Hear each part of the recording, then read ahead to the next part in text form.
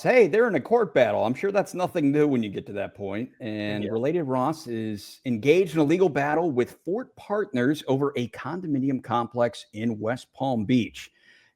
If you're familiar with it, the Harbor Towers Marina condominium on South Flagler Drive, it's become the center of a fierce developer showdown. On the one side, you got related Ross, the powerhouse behind so many of these recent West Palm Beach projects. On the other is Fort Partners. They're a Miami-based firm best known for Four Seasons residences. Now, both are racing to buy out owners at record prices, but under new condo rules, lawsuits, and infighting among the residents, it's turned this one into one of the most dramatic real estate battles in South Florida right now. So, Larry, do you have your popcorn ready? Yeah, this is just another example of the crazy flow of massive amounts of money into South Florida. Well, it's like, and you have to buy out these owners if you want to do anything along there. 100%. So Harbor Towers, which we're looking at here on the map right now, Harbor Towers Marina is a 40-year-old, 61-unit waterfront complex on South Flagler Drive, right? Pretty good real estate, right? I was going to say right across the street, that's where you get into the I would say this equivalent of Billionaire's Bunker. Yeah. I mean, on this side of South Florida, if you will. Yeah, Palm Beach Island right across the way. Yeah. And I mean, what's really cool, I have some negatives about buildings that are really close to bridges, but one thing I'll say about this is like these water views in West Palm, if you're on the Intercoastal, it's nice. It's epic. Nice. I mean, these water views are huge. This is the Intercoastal. Yeah. And like, so for example, look at how big this is. So if you're looking for big water views on the Intercoastal, it is different when you get to there. It's different. Like, cause like, look, just like, we'll just go all the way down here. But like, as you get to like, it gets narrow, right? Very different. Yeah. There's benefits and negatives to this. I think if you're not living on the Intercoastal, it's a huge benefit because the bridges are smaller and you can cross if you live like right here. And you can just walk across, et cetera, which is why Boca and Del Rey are kind of interesting for that reason. But when you're up here and you're on the Intercoastal, it's awesome. It's awesome. It's huge, right? And there's I was gonna say that's Peanut Island. It's not Peanut Island. Where's Peanut Island? It's over here somewhere. Yeah. Anyway, but one of the things I was going to comment on is sometimes, like you see this drawbridge right here. Drawbridges in anywhere, I'm guessing, but in South Florida specifically, they're not like there's concrete, but there's some metal that you go over, and so when the tires hit that metal, they make noise, right? And so you can potentially hear it from your nice luxury condo. So like just a better example is like if we go south. This is just for anybody who cares about thinking about buying real estate, like. This huge house right here, I'm just making up a random example here. This house here, you probably can hear this like all day, right? And so it's like, that's insane to pay whatever crazy number that this house is going for, right? To be right next to that. And so not knocking their project by any means. And you may not hear it from where this is, but if I was going to go buy something in here and I was getting serious about it, I'd go stand right here and see if I can hear that freaking bridge. You know what I mean? And see if I can. I mean, I would have never thought of that. 100%. I think you should sell real estate for a living, Larry. Maybe I should. The future. Yeah. So anyway, so that's some news there for you. But let's so let's see. It sits on land every developer wants. Obviously, in early 2025, Fort Partners began buying units after acquiring 2 adjacent apartment buildings for $20 million, signaling a wider Flagler Drive play. Related Ross entered the chat, matching and sometimes topping offers. Owners started fielding life-changing numbers. Then the rules all changed. So there was a trigger here. In April 2025, the condo board, now controlled by Fort Partners employees, because they had so many condos that they owned, they switched control, and this is a thing, right?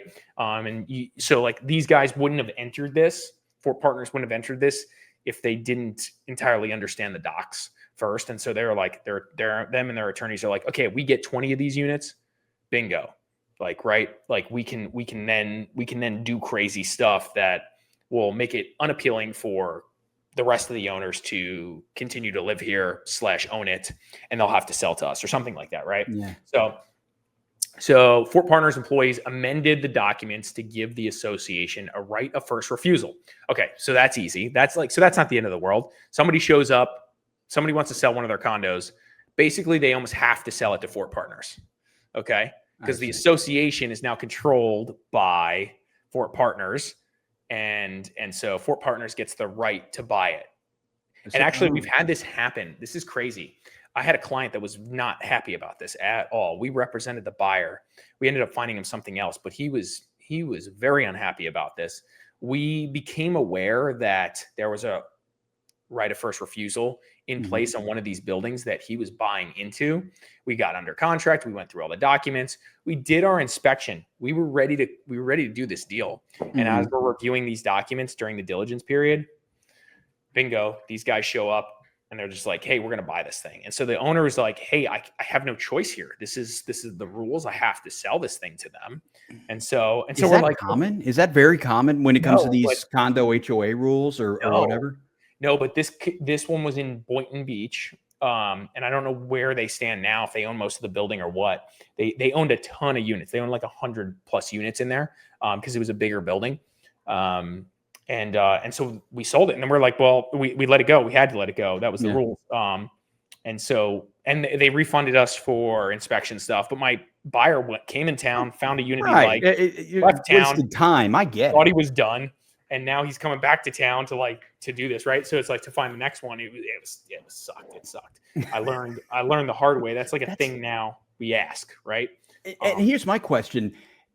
The people that get right of first refusal, do you think they're not even notified until a sale's about to go down, and they have the option of coming in and swooping in the last minute?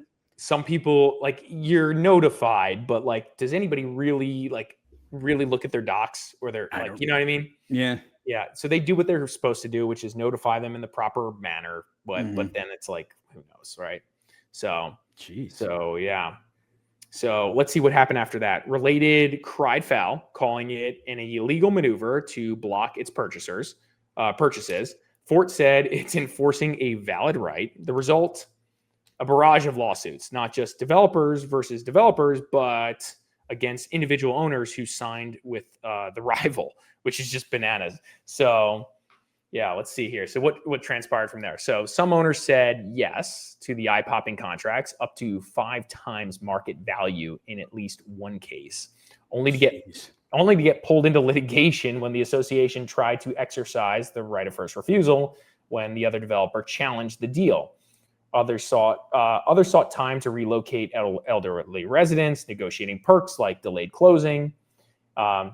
It's high finance meets real human lives, right? And what sucks so much about that, we've talked so much about how with the older condo buildings, with the escalating insurance and HOA fees and building surveys, all these costs that have like made the market horrible. You got somebody coming up to you with 5 times market value, and then you get cut down at the last minute.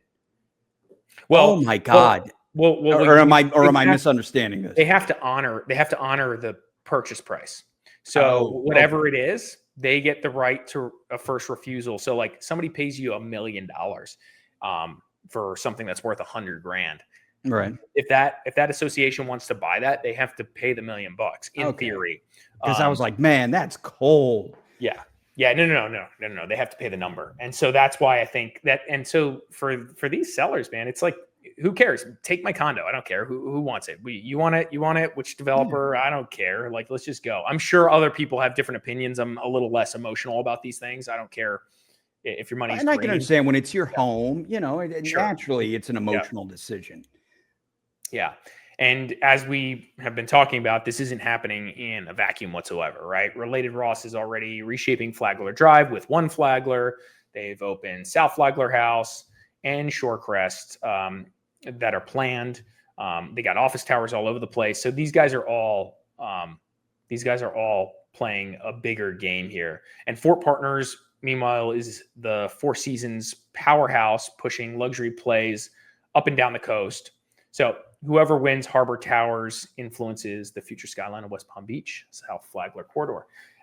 To me, it's just I don't even understand this. Like, it sounds like, I mean, I guess there's some litigation right here, but my reaction is it doesn't sound like these guys are going to partner to do this deal. Well, I'm just wondering, like, Related Ross, we know what their end game is. They want to tear it down. They want to build something nice in its place. That has been their MO for a while now. My question is, what is the motivation of Fort Partners?